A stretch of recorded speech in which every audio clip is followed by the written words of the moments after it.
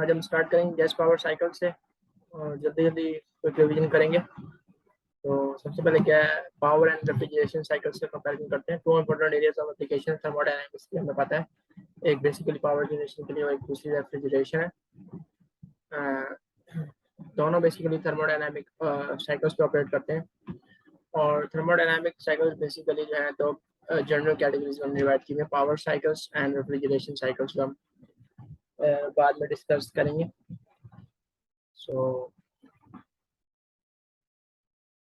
Overlay devices जो system जो हमें प्रोड्यूस करके देती है net power are often called engines and thermodynamic cycles they operate on are called power cycles.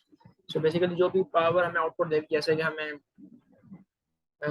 Heat engines वगैरह हो गए, ठीक है, या इस टाइप की दूसरी डिवाइसेस हो गई जो हमें पावर आउटपुट दे रही है, टर्बाइंस हो गई और स्टीम पावर प्लांट्स हो गए, गैस पावर प्लांट्स हो गए और इस टाइप की जो डिवाइसेस हैं जो भी हमें नेट वर्क आउट दे रहे हैं, तो वो बेसिकली जिन साइकिल्स पे ऑपरेट करेंगे वो हमें पावर साइकिल्स कहलाएंगे, ठीक है।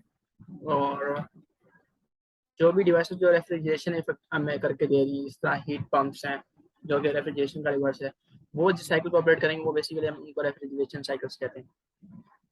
तो पावर एंड रेफ्रिजरेशन साइकिल जिस तरह आप ये देख रहे हैं, ये बेसिकली स्टीम पावर प्लांट है। इसमें पंप होता है, कंडेंसर, बॉयलर और टरबाइन होता है। पंप से हम प्रेशराइज करके बॉयलर पे भेजते हैं, ठीक है, बॉयलर से क्यू इन करते हैं, फिर स्टीम जो है हमारे पास टरबाइन की प्लेट्स को हीट करती है, वो वर्क आउटपुट देती है और बाकी जो हमें उसकी जब इंथैल्पी बिल्कुल डिक्रीज हो जाती है, टेम्परेचर डिक्रीज हो जाता है टरबाइन से गुजरने के बाद स्टीम का, तो वो कंडेंस होकर कंडेंसर में आ जाती है, जहाँ से वो रिजेक्ट कर देते हैं हम उसको, और ये बेसिकली सिंक के तौर पर एक्ट करता है, क्यू आउट यहाँ से हीट रिजेक्ट की जाती है। सो ये बेसिकली जिस तरह हम देख रहे हैं, ये Rankine cycle basically power plant जिस पे ऑपरेट करता है साइकिल पे, that's called Rankine cycle and basically it is a power cycle. So Rankine cycle is a power cycle, and this is basically a compression cycle on which our refrigerators, commercial refrigerators and home domestic refrigerators work on. They have got four parts, namely evaporator, and expansion or throttling device, condenser, and a compressor. So basically a compressor compresses the refrigerant, and it goes to the condenser where which is the surrounding medium, and then it goes to the throttling expansion valve, and then again to the evaporator, which is the refrigerated space of our refrigerator. So this is basically a refrigeration cycle, or namely called vapor compression cycle. So for example, a Brayton cycle, which is a gas cycle on which are jet engines operate on Brayton cycles, and Rankine cycles example of power cycle, which is a steam power plant engine. Power plants work on the Rankine cycle basically. So this is a vapor cycle. Another way to categorize thermodynamic cycles is closed and open cycles.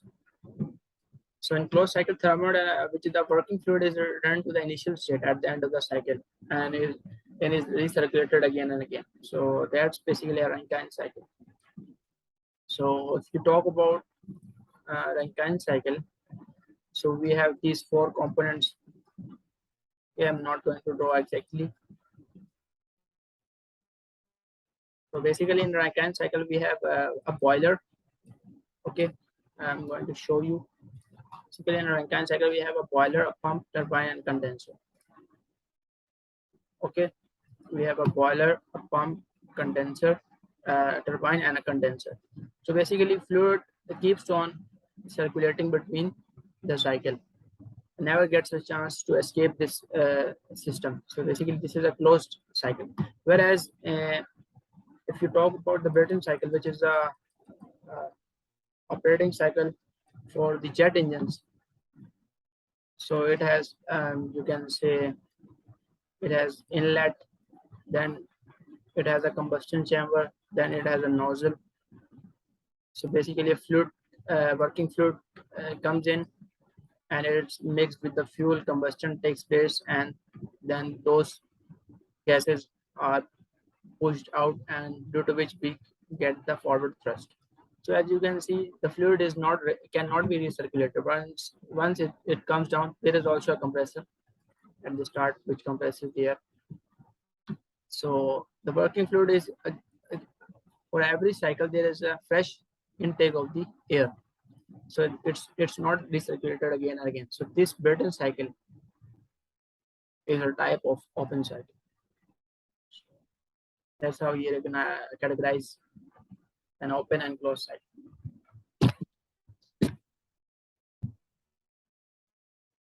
So also comparison of internal and external combustion engines. You can say the combustion takes place inside. If the combustion takes place inside the engine, it's termed as internal combustion engine, and otherwise else. So these are basic considerations for the analysis of power cycles. Most power producing devices operate on cycles, and the study of power cycle is an exciting part of thermodynamics. So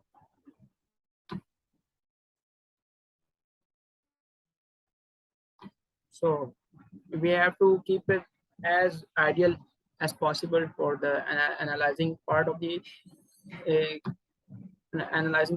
cycles. So we will not consider any internal irreversibilities like the friction and so we transfer. So we will resemble it as close as to actual cycle, which is totally internal reversible process such as ideal cycle. So this is, you can see that the dotted line is presenting the actual cycle, whereas the black line is representing the ideal cycles. You can see these deviations. So these deviations are basically the internal irreversibilities. So which makes our process of analyzing these cycles very complex. So for the part of analyzing and simplicity, we will ignore these actual cycle parts, the internal irreversibilities or any other factors which contribute to the internal irreversibilities of these processes. So the cycles basically are idealized cycles, and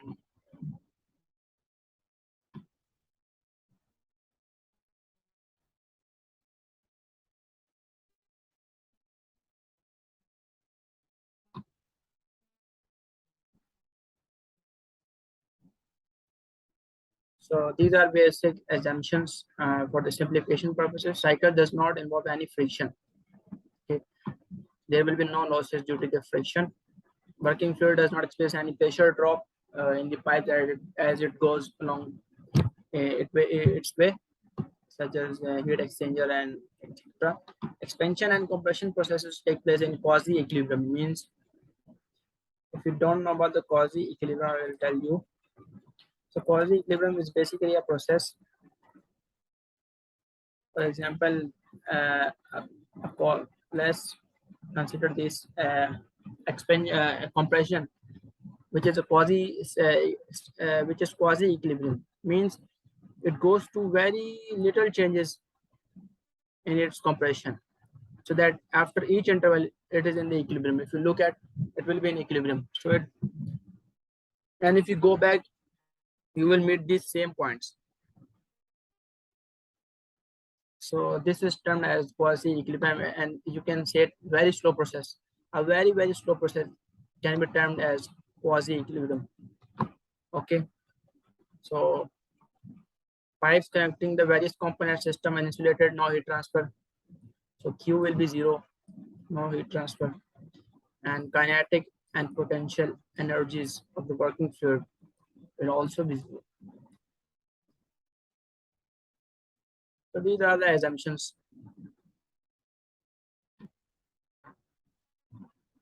So as you know, the area under the PV curve represents the work net, and area under TS diagram basically represents the net heat transfer. Okay. So there are other assumptions which are termed as air standard assumptions. Working fluid is always air, which continuously circulates in a closed loop. and always behaves as ideal gas. All processes that make up this cycle are internally reversible, mean they can be repeated without leaving any trace on the surrounding or the system.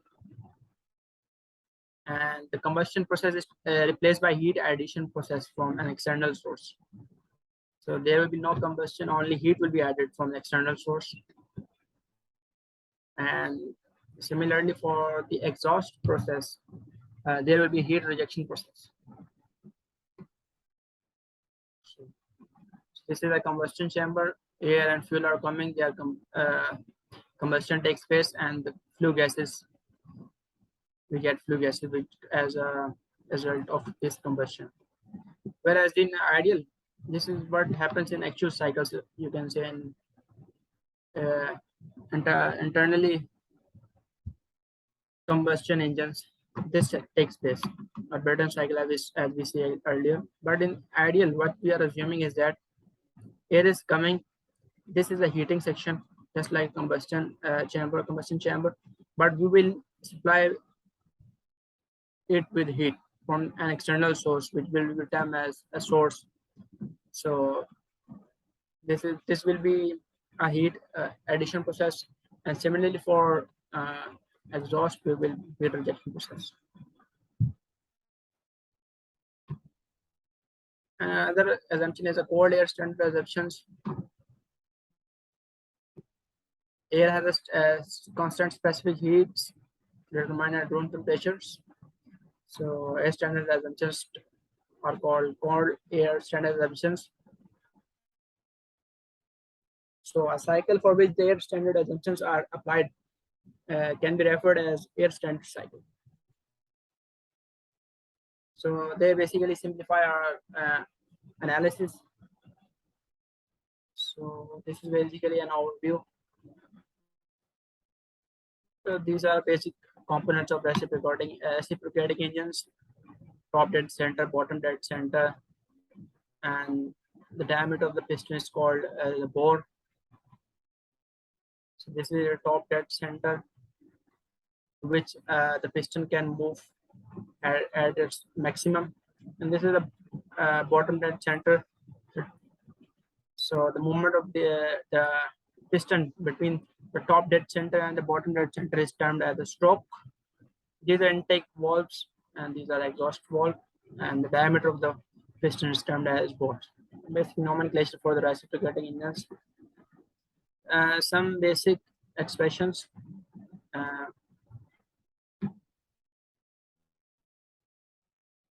So we have this ratio, termed as compression ratio, which is V max upon V minimum. We will be referring it to as V1 over V2. Volume before compression, volume after compression. So one other parameter for analyzing the performance of reciprocating engines is mean effective pressure. So mean effective pressure is basically your work net divided by V maximum. Your volume before compression and volume after compression. So basically, this will be V1 minus V2, or you can reverse the signs. Okay, work net over V max minus V minimum. So this is your V maximum. This is your V. Say 1 or 2, like this. So that's end of this part.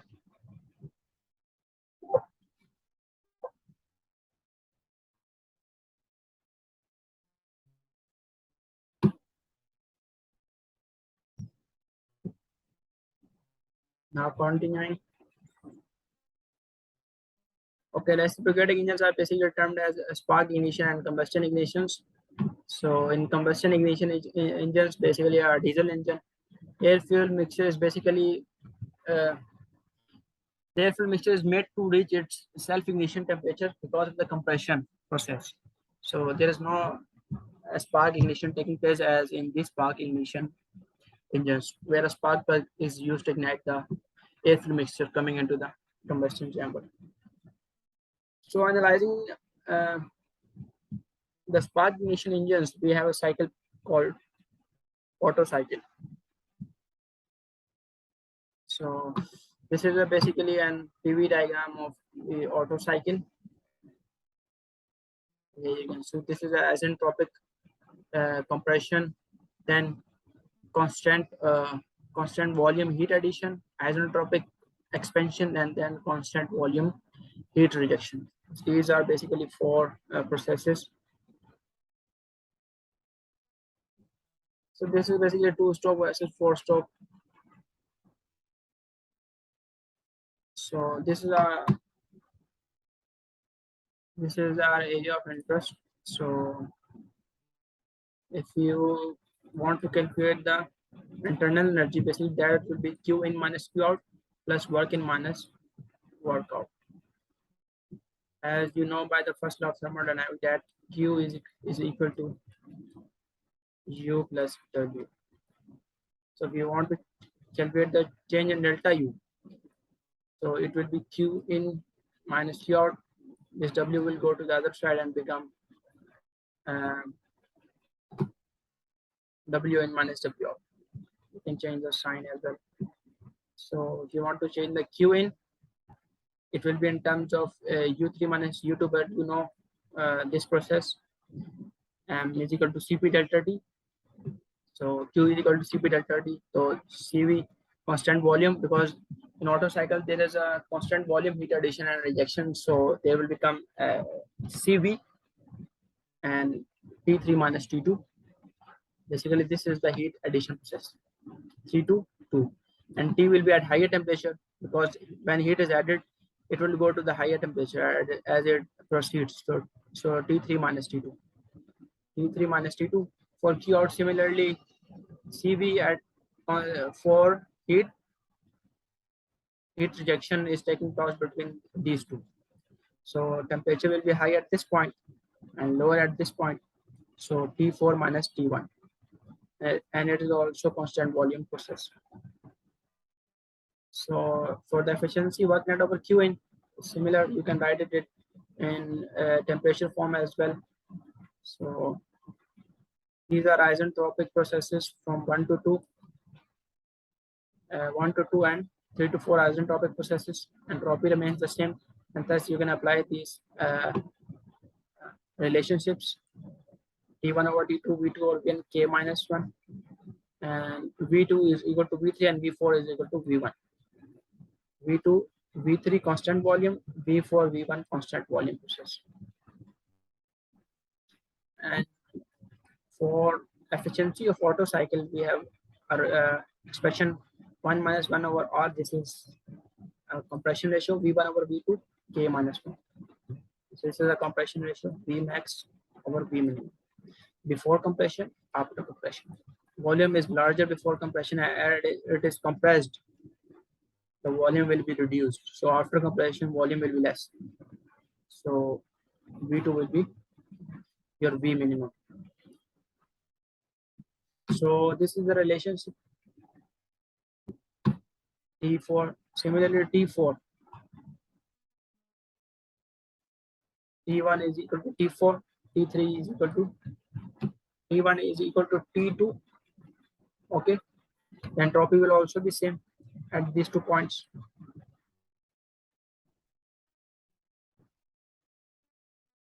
So if you apply this relationship between 4 and 3, just like you applied it on 1 to 2 isentropic process, it's a similar process. And V3 over V4, you know, volume is constant between these two processes, so you can interchange them. And this relation you can also apply. T1 is equal to T4, T2 is equal to T3. T1, T2, T3, T4.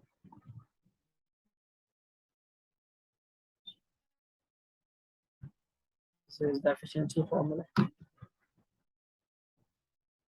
So this is basically showing that as the compression ratio of the Otto cycle is increased, you can say its efficiency is in the increasing trend. For example, for the compression ratio of 8, its efficiency is between 0.56 or 57. When its compression ratio is 14, its efficiency is 0.68. So it's increasing as the compression ratio is increasing.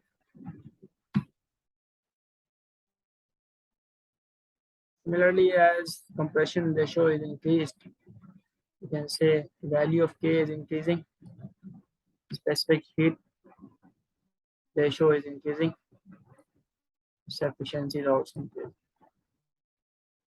So this is the term auto ignition and knocking in as an engine, very important term. So basically, premature ignition of the fuel is called auto ignition and produces audible noises, and which can lead to engine knocking. So these are some parameters you can use these agents to, which can increase the octane rating and which can help in knock resisting of the fuel. This is a problem. An ideal Otto cycle has a compression ratio of 8. The compression ratio is given at the beginning of the compression air, and at the beginning of point 1, T1 and P1 and T1 are given, and 750 kilojoule per kg of heat is transferred to the air. So heat in at constant volume is given. Assuming cold air standard absence, an air standard cycle will be applied. That is neglecting the variation of specific heat with temperature determines pressure temperature at the end of the heat addition. T3 and P3 are asked to find out the net work out, the thermal efficiency and mean effective pressure. So first of all, we will find these properties CB from table A1 we get the R, and from table A2 at T1, this T1 we will add it 273 in it, and we will find these properties in the process whenever he says cold air standard reactions. So we will, what we have to do is to find all the properties and apply all the relationships we have on all these processes. Constant volume, isentropic relations we have to apply. So first, process 1 to 2. What is it? It's an isentropic process. We will apply isentropic relationship between 2 and 1. So what do we know in here? This is my V1 over V2 is compression ratio. So this is R. T1 we know, so we can find T2. For P2 is constant volume heat addition. So we can also apply between 1 and 2, we can also apply the other relation, P1 V1 over T1, P2 V2 over T2. Okay, so what we can do here is we know T2, T1, P1 and V1 over V2, V1 over V2 or V4 over V3, V4 over V3 is the compression ratio 8. So this is basically 8 compression ratio. So we will get P2 for process 2 to 3. So what do we have here? Constant volume heat addition. We will apply this process. Q in is basically constant volume, T3 minus T2. We know all the process.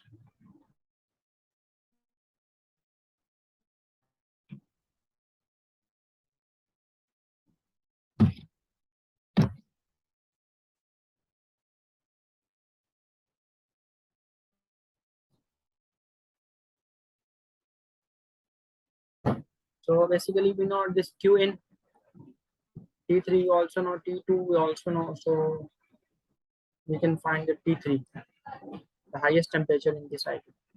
For P3, we will again apply this process P3 V3 and P2 V2 over T2. So what we can do here is volume V and V3 and V2 are constant, so they will cancel each other out. So we will find P3. For 3 to 4, we will again apply an isentropic process, and we will find V3 is equal to V2 and V4 is equal to V1. This will again become inverse of compression ratio. We will find T4 from here. For Q out, it will be T4 minus T1 at CV. We will find Q out for work net out, Q in minus Q out. For efficiency, we have work net over Q in. for mean effective pressure, we have work net over volume, specific volume before the compression, and volume after decompression. So Vmax minus Vmin. We don't know this specific volume, but we know the relation P specific volume is equal to RT. For V1, this will become P1 and T1. R we know is a constant. So we know P1, we know R, we know T1, we will find V1. Okay. We can also apply for process 2, we know P2, we know T2, you can find V2. But we also know R is equal to V1 over V2. Okay. So yeah, what we can do now is apply this compression ratio formula, and we know R, we know V1, we can find V2, and put in this mean effective pressure work net over V1 minus V2, we'll find mean effective pressure. So that's the end of it.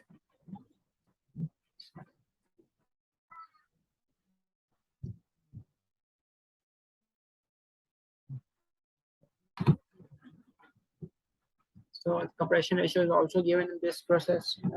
It's 9. I'm going to be very quick in this one. Compression ratio is given. We will find compression is over 8 standard. 8 standard is given.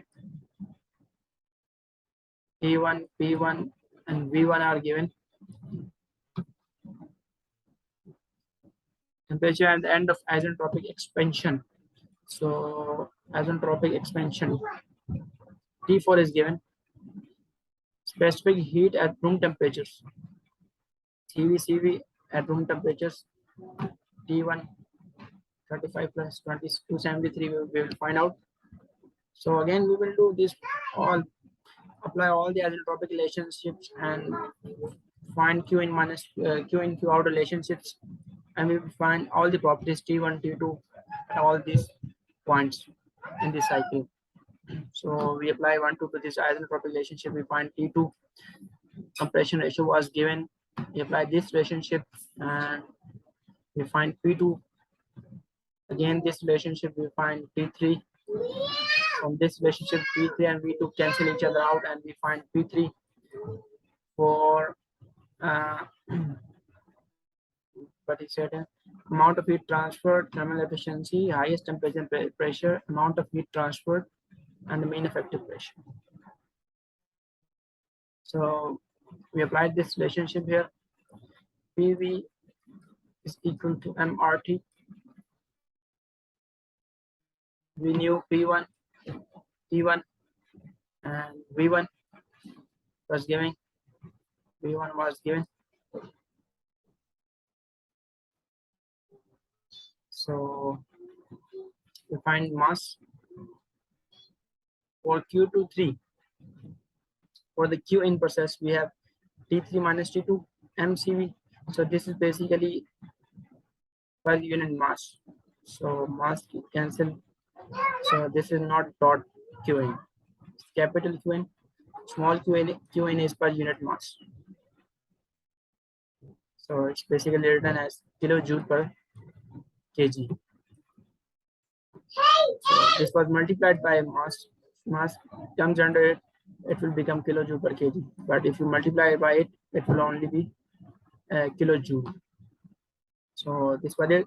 For Q out, we have process Q out T4 minus T1 MCV, constant volume heat addition. We found Q out for work net Q in minus Q out. For efficiency, work net over Q in. And for mean effective pressure, we have this formula. We'll find V1 over V2 by the help of compression ratio, or PV is equal to RT,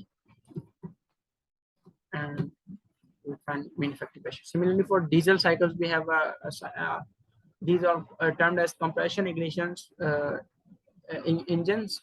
Basically, this is basically PS and PV and TS diagrams.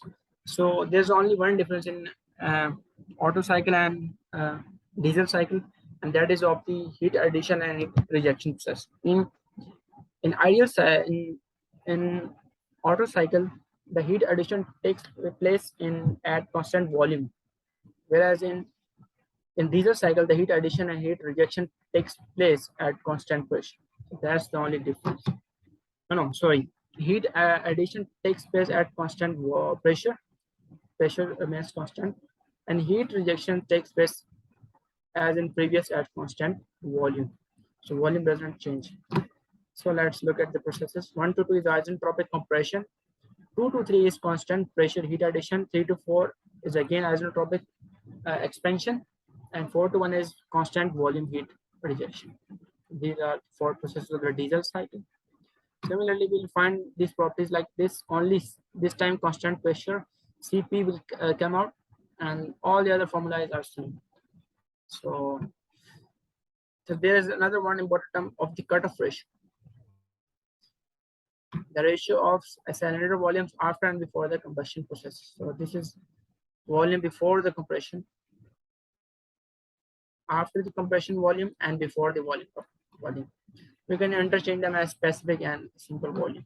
So volume before compression, expansion, and volume after compression.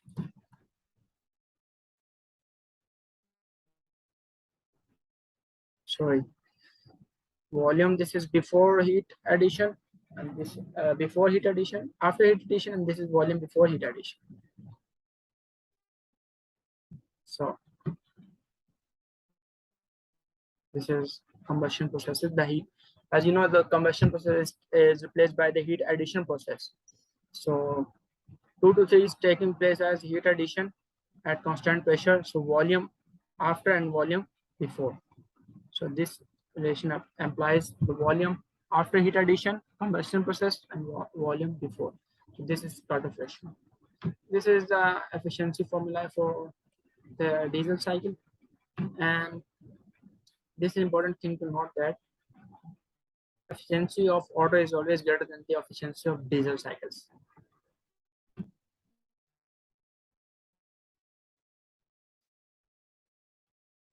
And when they are operating on the same compression ratio.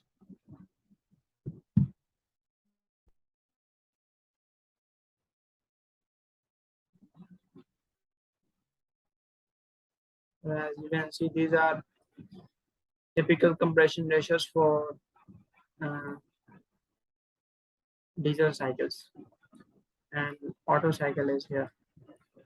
So Otto cycles are comparatively high, low compression ratios as compared to diesel cycles.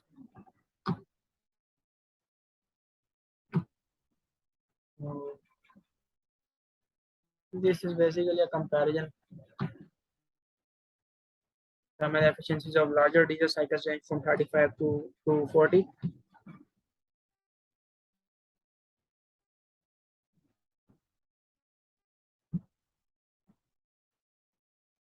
They have higher efficiency, lower fuel cost. Diesel engines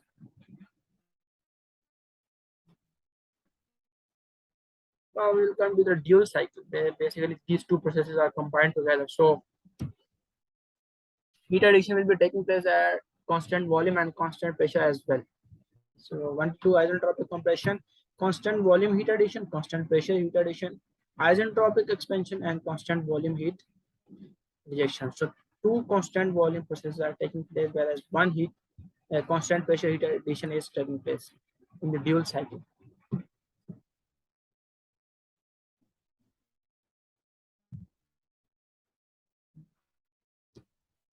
So we will look at this problem. A standard diesel cycle as compression ratio is given. Compression ratio is given. RC is given V3 over V2 cutoff ratio. Beginning of compression T1, P1 is given. Cold standard assumptions will find these properties from table A2. Determine temperature after heat addition process.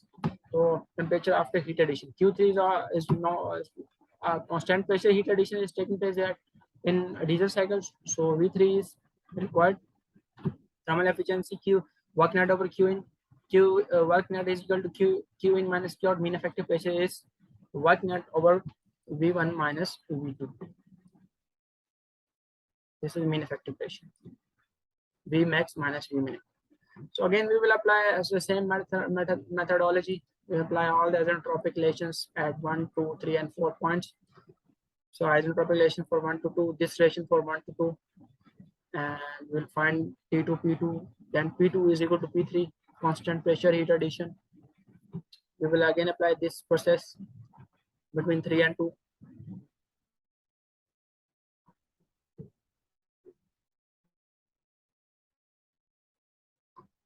So this is same this process, but what we have done is replace P2 by P3. Okay, so this is the relationship we have.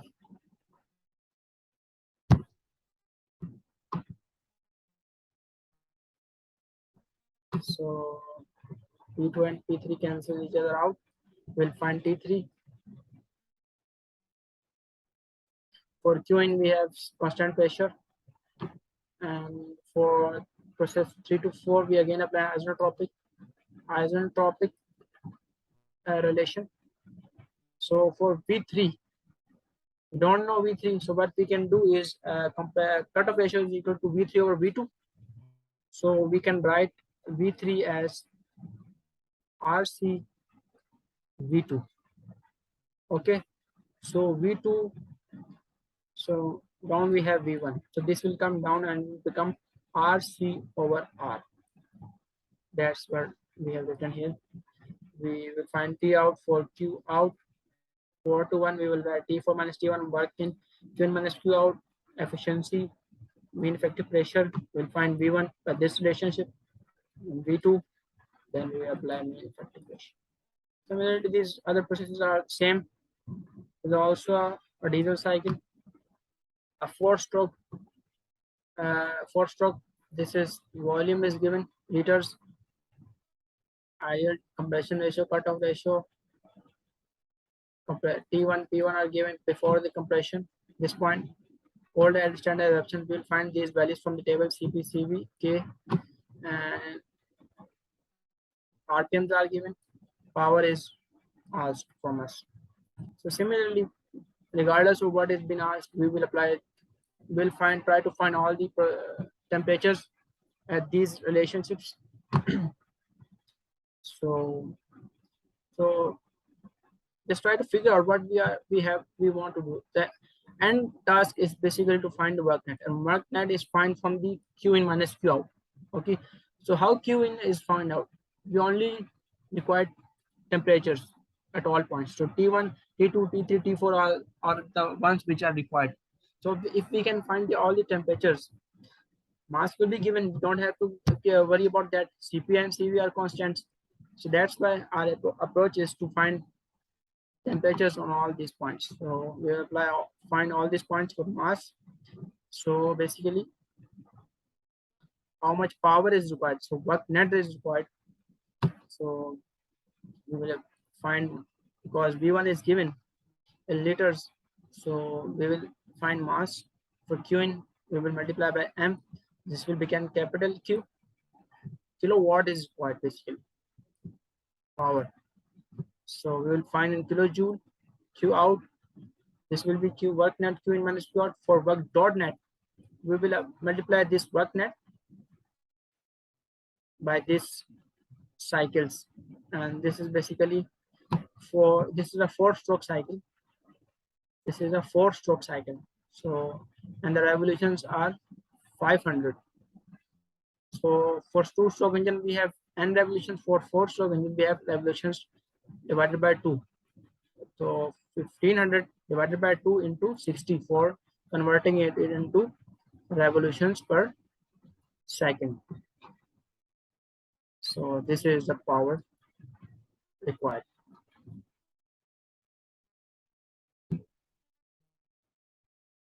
So these are basically the questions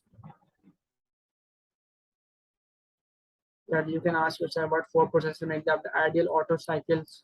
So isentropic compression, constant volume heat addition, isentropic expansion, and constant volume heat rejection.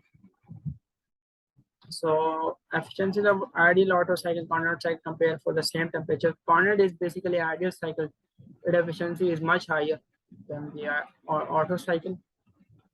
And how much power strokes are there in 4-stroke engine? Basically, For every two stroke, we have a power stroke. So there will be a two strokes in four stroke engine. Power strokes are processes that make up the Otto cycles, analyze whole system or steady flow processes. So this is a closed system basically. How does the thermal efficiency Otto cycle change with the compression ratio? It increases. Compression ratio is not. Why are high compression ratios not used in spark? Because we have to spark the engines, and basically air fuel mixtures are mixed. And basically, if you look at the bice carburetors are used, so we cannot use very high compression ratios because of the knocking problem.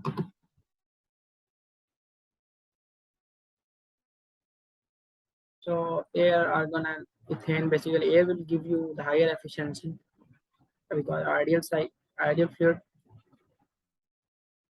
So ideal diesel cycle differs in the process. It also compromises four processes, but there is only one difference. That is the constant pressure heat addition in the diesel cycle and constant volume heat addition in the Otto cycle. For specified compression ratio, is a diesel or gasoline engine more efficient? For same compression ratio, efficiency of Otto cycle will always be greater than the efficiency of diesel cycle. Yes, diesel Otto cycles operate at higher compression ratios.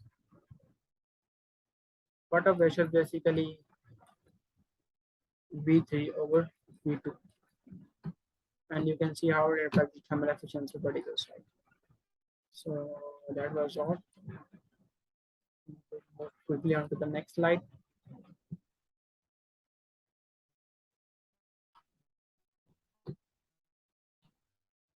So now we will study vapor and combined power cycles. The Carnot vapor cycle is most efficient cycle operating between two specified temperature limits. As we all know,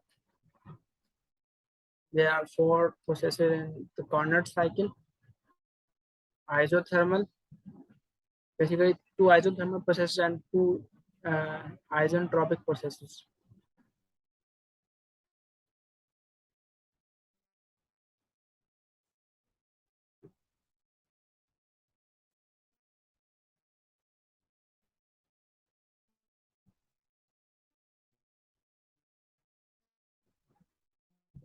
So above from this discussion, we arrived to the point that Carnot cycles cannot be approximate in actual devices, is not a realistic model for the vapor power cycles. So we will come up with another cycle called Rankine cycle, which is the ideal cycle for uh, ideal vapor power cycles. This is basically a schematic of vapor cycle. We have a pump, boiler, turbine, and a condenser. So there is isentropic compression in the pump. 1 to 2 is isentropic. The entropy remains the same. Constant pressure heat addition. Constant isentropic compression, constant pressure heat addition, isentropic expansion in the turbine, and the constant pressure heat rejection. So basically, two constant pressure processes are taking place in either Rankine cycle. Again, either isentropic compression, constant pressure heat addition, isentropic expansion in the turbine, constant pressure heat rejection. Isentropic compression, constant pressure heat addition. This changes because it becomes inside the dome, and that's why you can see it's. You will say that this is not constant. It's been deviated because, but it's inside the dome. That's why it looks like this. You can study more about this. So this is constant pressure heat addition, isentropic compression, entropy remains the same, and constant pressure heat rejection into the condenser. What can will always be Q minus Q out.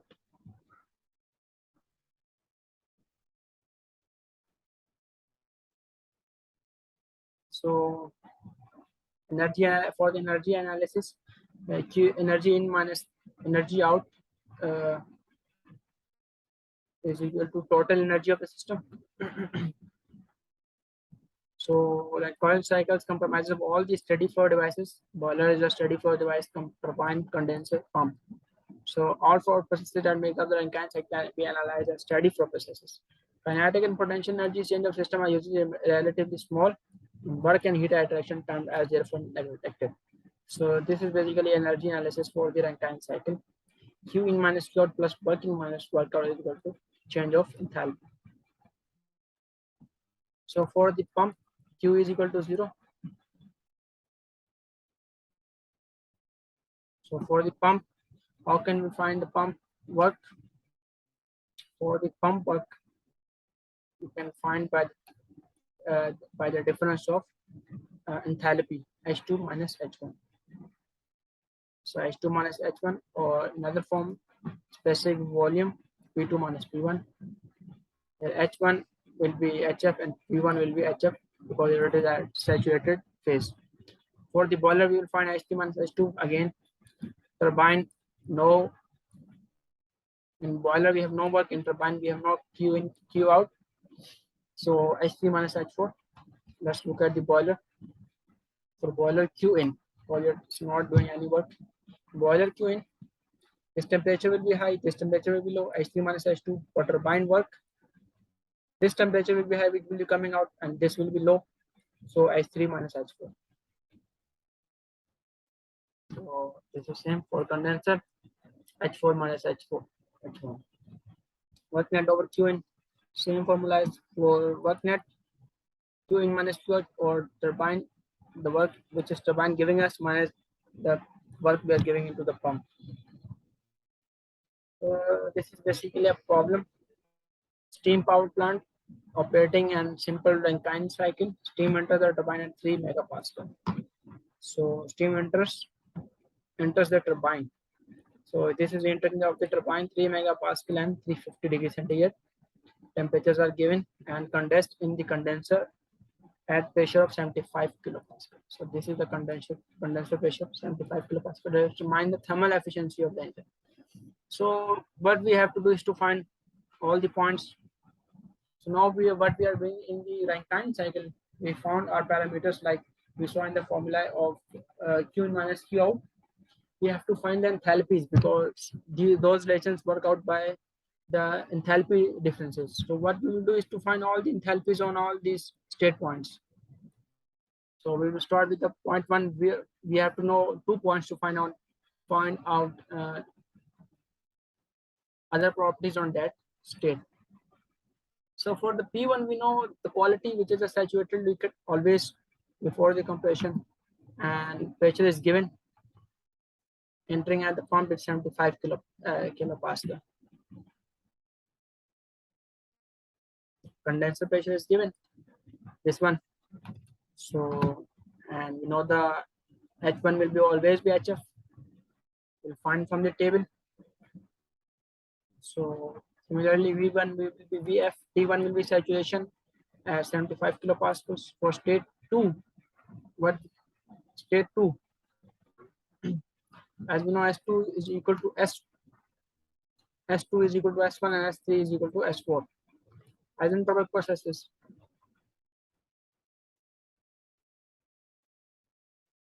So we know P3, 3 megapascal here, and here 3 megapascal superheated, and S2 is equal to S1, work of pump, V1, P2 minus P1. So we know the V1 here, we know P2, we know P2, we know P1. So where does this P2 come from? So basically,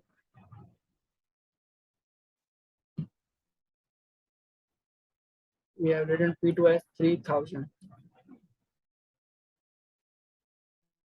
So basically P2, P3. This P2 is P3. Why is this P2P equals to P3? Because this is a constant pressure heat addition in the boiler. So P2 and P3 will be equal. So 3 megapascal liberator and 3 kilopascal times to power 3. 3000. So from here we found work pumping. For the work of pump in terms of enthalpy difference, we can find, we know H1, we can find H2. For state 3, we know pressure and temperature. We know the temperature here 350 megapascal, 350 degrees centigrade. We will find H3 and S3. For temperature 4, we know P4 75 kilopascal and S4 is equal to S3. S4 is equal to S3. So we will find P4. We will apply this relationship. We'll find SF, SG. So our S4 is in between SF and SG, so it is in liquid vapor mixture state. So we will apply this relationship. S4 is equal to SF plus X4 SFG, and SFG is equal to SG minus SF. So we know S4 SFG will find the quality at state 4. Quality at state 4. Once we know the quality at state 4, and it was required,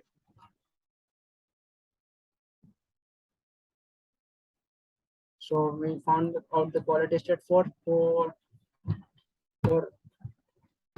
by using these two relationships.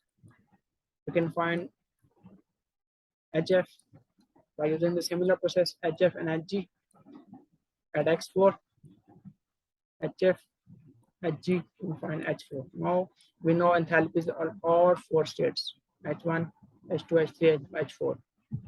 Now we can find H3, Q in, Q out. Then we can find the efficiency work net over Q in.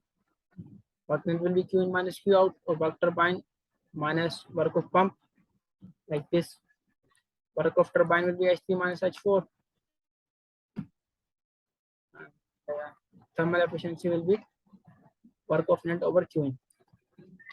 So similar, this is another approach.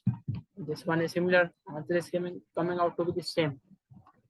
So here you find Q in and Q out. Here you find the turbine work and the work of pump.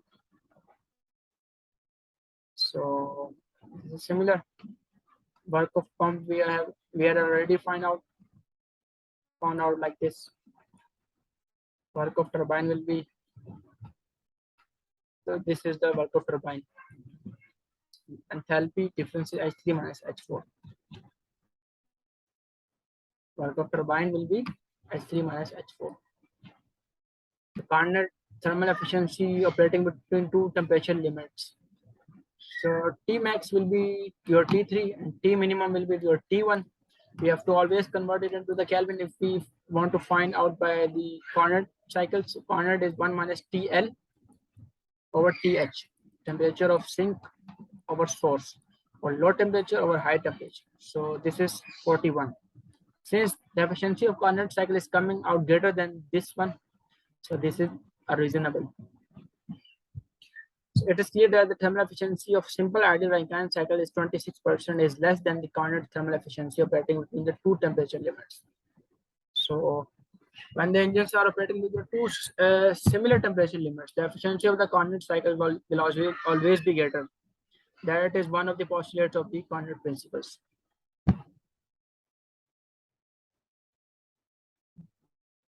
So we will take a break here, and then I will come up again and we will resume it from right here.